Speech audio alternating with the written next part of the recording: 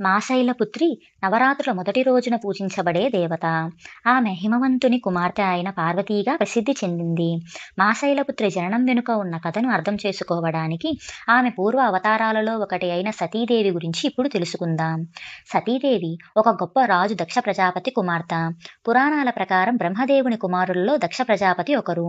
దక్షుడు తన కుమార్తె సతీదేవిని శివుడు వివాహం చేసుకోవటానికి అంగీకరించలేదు.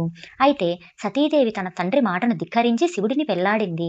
వివాహం తరువాత ఆమె తన భర్తతో కలిసి శివుని నివాసమైన కైలాస పర్వతంకి వెళ్ళింది.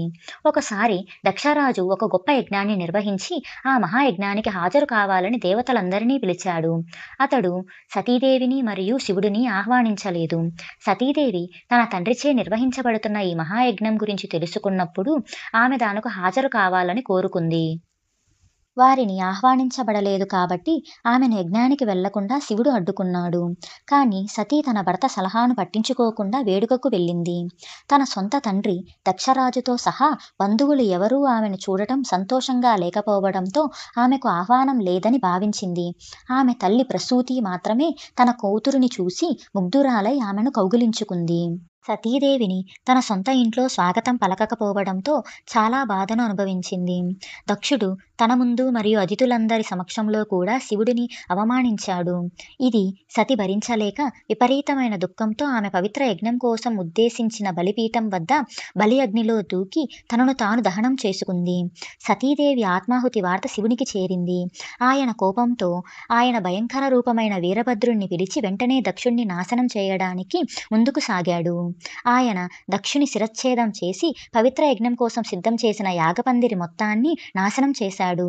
చనిపోయిన తరువాత కూడా ఆమెను విడిచిపెట్టలేనందున శివుడు సగం కాలిన శవాన్ని మోసుకెళ్లాడు.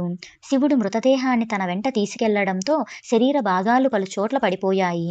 ఈ ప్రదేశాలు తరువాత శక్తిపీఠాలుగా ప్రసిద్ధి చెందాయి. భారతదేశంలో 52 శక్తిపీఠాలు ఉన్నాయి. దక్షరాజు తరువాత విష్ణువు జోక్యంతో క్షమించబడ్డాడు మరియు అతని శరీరానికి పొట్టేలు తలను జోడించడం ద్వారా ప్రాణం పోశాడు. దేవతలందరి సమక్షంలో తన యజ్ఞాన్ని పూర్తి చేయగలిగాడు. సతీదేవి తదుపరి జన్మలో హిమవంతుని కుమార్తె అయిన పార్వతీదేవిగా జన్మించింది. శైలపుత్రి అనే పేరు పొందింది. ఈ జన్మలో కూడా శివునితో వివాహమై శక్తి యొక్క స్వరూపంగా పరిగణించబడింది.